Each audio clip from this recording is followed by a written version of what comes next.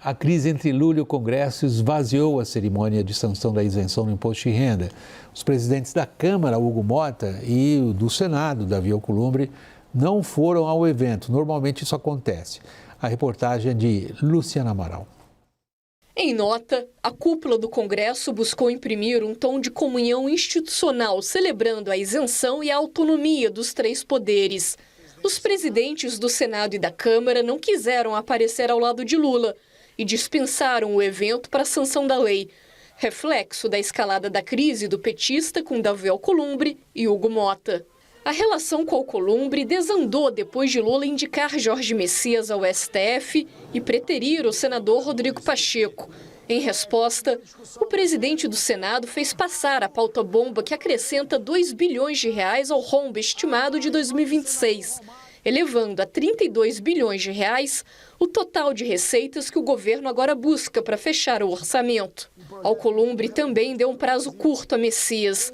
São apenas 2 semanas para o advogado-geral da União convencer ao menos 41 senadores a lhe darem um voto de confiança, o que fez Messias antecipar o beijamão no Senado em busca da vaga no Supremo. Vou procurar todos os 81 senadores. Não existe senador de oposição e nem senador de situação. Como é que está a conversa com o Davi? Está tudo ótimo com o Davi. Gosto demais do presidente. O prazo apertado é um obstáculo a mais num caminho que já era considerado difícil. O PL quer impor uma derrota significativa a Lula diante da prisão de Jair Bolsonaro. A estratégia do Planalto agora é adiar o envio da comunicação oficial da indicação, o que atrasaria o calendário e faria Jorge Messias ganhar tempo atrás de mais votos. Já Hugo Motta está brigado com o líder petista Lindbergh Farias, além da postura perante a alta do IOF, a PEC da blindagem e o projeto antifacção. Governistas se ressentem da demora dele em punir deputados bolsonaristas no exterior, como Eduardo Bolsonaro, Carla Zambelli e Alexandre Ramagem. Os três seguem com mandatos ativos e gastaram quase todo o limite mensal de verba de gabinete em outubro, de mais de R$133 mil. Motta proibiu que deputados votem do exterior sem estarem em missão oficial. No entanto, aliados de Lula cobram a cassação dos mandatos.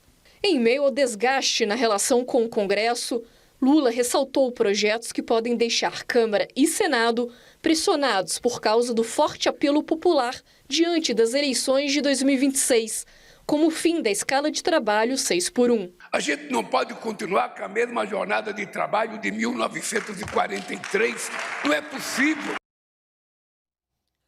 Vamos começar mais lá pelo começo da reportagem da Luciana, Daniel.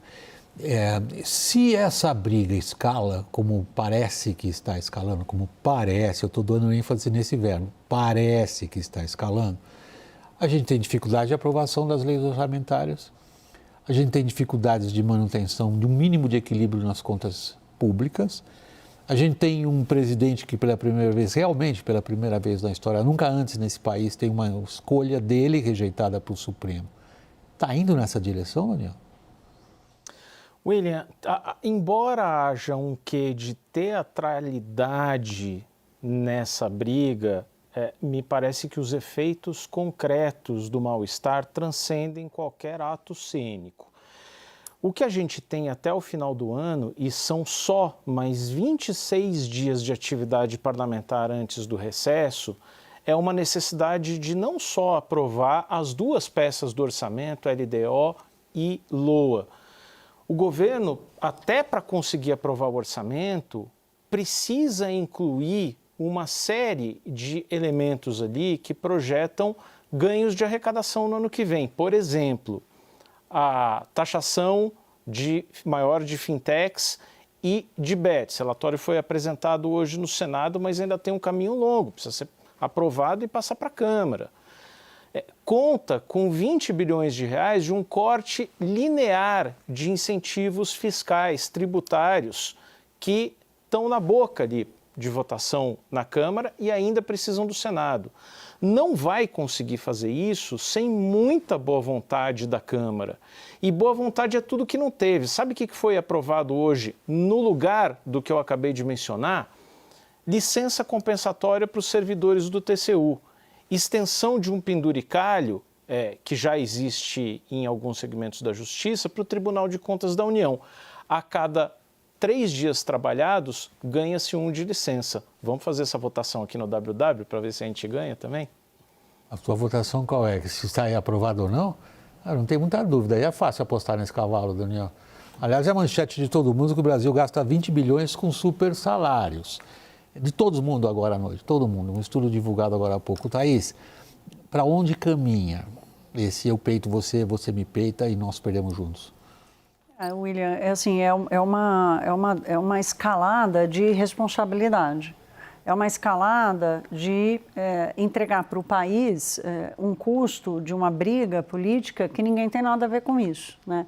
Então, a aprovação da história lá dos agentes de saúde, e aqui não tem discussão de mérito, se bem que eu acho que não tem um funcionário público deste país que mereça uma folga depois de trabalhar 3 dias, ainda mais quem trabalha num tribunal, não é alguém que esteja correndo algum risco, que faça, né, plantões sem dormir, sem comer, não é médico. Ainda assim, é uma escalada de responsabilidade. Não faz nenhum sentido econômico comprar essa briga, do ponto de vista do Congresso Nacional.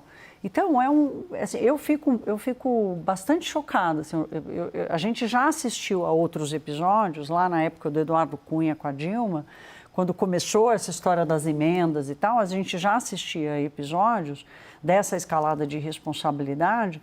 A diferença é a situação das contas públicas hoje, a situação da Previdência hoje.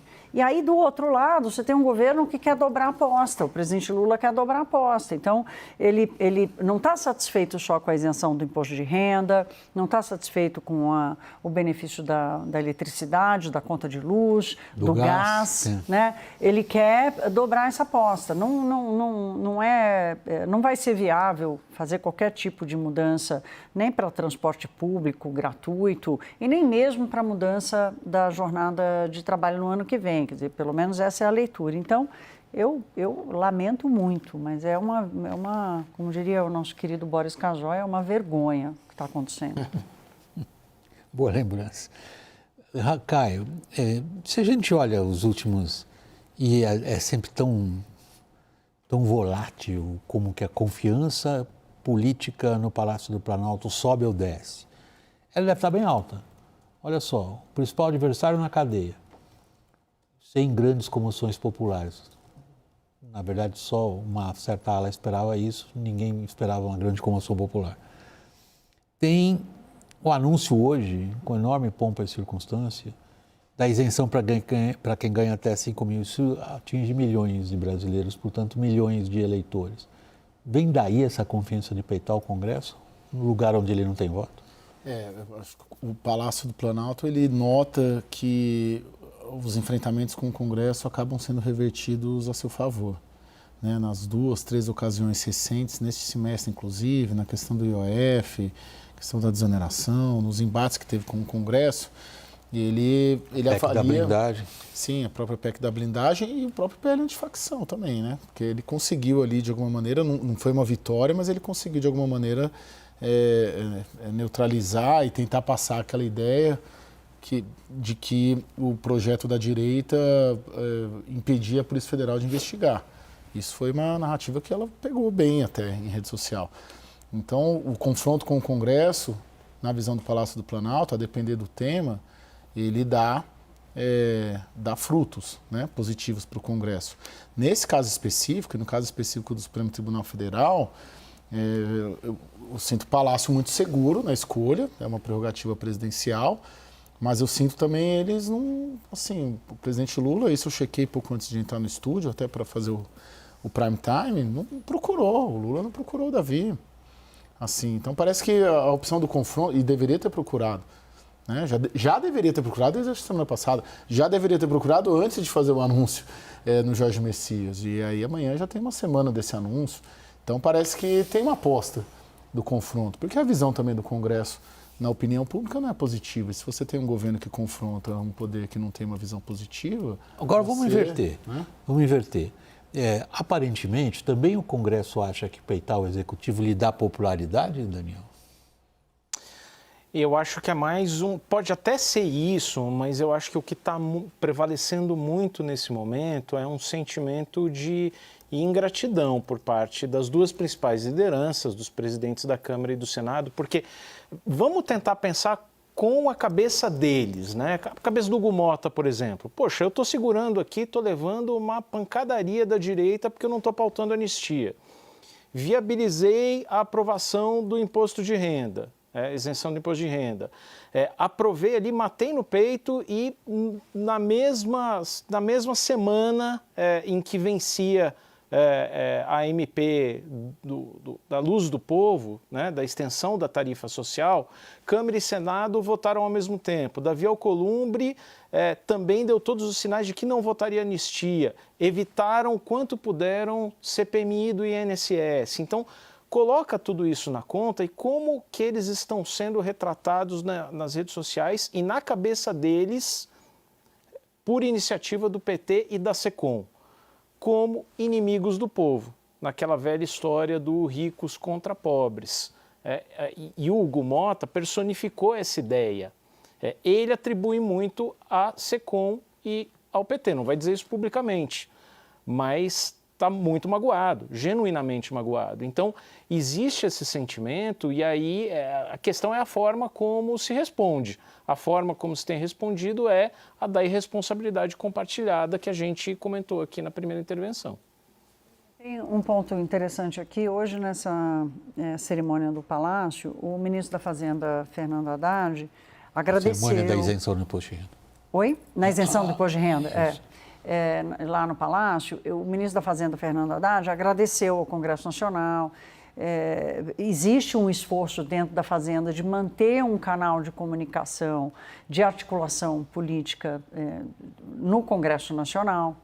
Tem a discussão da Lei de Diretrizes Orçamentárias e do orçamento, que o Daniel lembrou aqui, que é uma discussão que eles não vão conseguir votar enquanto o governo não apresentar uma conta que feche. Hoje, do jeito que está a Lei de Diretrizes Orçamentárias, como não foi aprovada a MP 303, o governo conseguiu embutir algumas das medidas, mas ele precisa de mais dinheiro.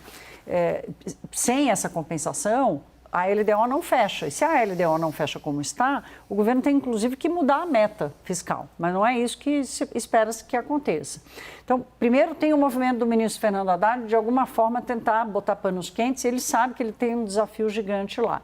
E segundo, tem o velho e bom amigo Supremo Tribunal Federal, que fica do outro lado da pista, e a própria Fazenda já disse, né? Olha, se essa coisa for para frente, essa coisa dos agentes de saúde, por exemplo, a gente vai ter que ir no Supremo Tribunal Federal, porque não há previsão de compensação. Então, o Supremo vai... Então, essa escalada é uma coisa que não tem fim, é uma ciranda que vai girando e o Brasil que se vire para bancar.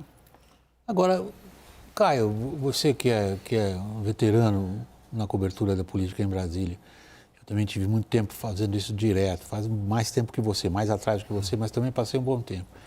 Todos nós, o Daniel também, que cobrimos política, e agora a Thaís que entrou para esse clube, a gente sempre ouviu aquela mesma frase. Em Brasília você tem vagabundo, você tem mentiroso, você tem corrupto, você tem malandro, você tem esperto, você só não tem bobo. Não é essa frase que a gente sempre ouviu quando a gente fala de política em Brasília? Agora, veja só como o Daniel e você estão descrevendo esse quadro, e a própria Thaís agora. É um quadro de perde-perde. Já seria absolutamente ingênuo da nossa parte acreditar que se pensa no país. Não, note que um fala assim, esse projeto te interessa, esse projeto me interessa, isso aqui serve para você, isso aqui serve para mim. Ninguém fala, isto é importante para o país, a não ser quando querem parecer que estão realmente preocupados com os destinos da nação. Agora, em política, ninguém pensa com o fígado. E a descrição que vocês fazem, mais pelo lado do Congresso do que pelo lado do Executivo, diga-se de passagem, é de que se está agindo com o fígado. Portanto, agora também em Brasília tem bobo? Não, William, vamos lá. Super concordo que é um jogo de pede-pede. Acho, assim, tanto o Lula, no caso, quanto o Davi Alcolumbre, nesse caso específico, que a briga é Planalto e Senado, né? Na Câmara está um pouco ajustando. Eu acabei de ter a informação de que Agora, no final da tarde, a Gleisi Hoffmann se reuniu com o Hugo Mota, justamente para tentar acertar essa relação, e com o líder do governo na Câmara, José Guimarães. Enfim, ali é uma coisa mais pessoal, né? Portanto, o fígado. Sim, sim. Agora, a briga grande está ali no Senado agora, e a gente vai acompanhar isso ao longo de dezembro inteiro. O Lula faz uma escolha de um petista, o pensamento do Jorge Messias é PT puro, e traumatizado por tudo que aconteceu na Lava Jato, por ter escolhido juristas e não petistas antes, ou gente de esquerda antes, ele põe lá um PT puro, justamente para ficar 20, 30 anos ali defendendo o ideal petista no Supremo Tribunal Federal. Portanto, olhou para ele, né, mais e para o grupo político dele. E o Davi Alcolumbre está olhando, está consolidando uma ideia de um Congresso hipertrofiado, que avançou sobre emendas parlamentares, que faz políticas públicas, que tem o poder de agenda retirado do Executivo, é isso. Mas é fato, quer nomear um ministro do Supremo Tribunal Federal, que é um amigo dele, que é o Rodrigo Pacheco, tem estatura para ser ministro do Supremo, sim, eu acho que sim, tem. Então está cada um olhando ali para o seu quintal, e aí que está dando esse choque. Não acho que não tem nenhum bobo ali. Agora, tem uma prerrogativa presidencial para escolher e tem o Congresso falando, não, agora isso aqui é um parlamentarismo branco, agora isso aqui é um semipresidencialismo e a gente tem o direito de indicar.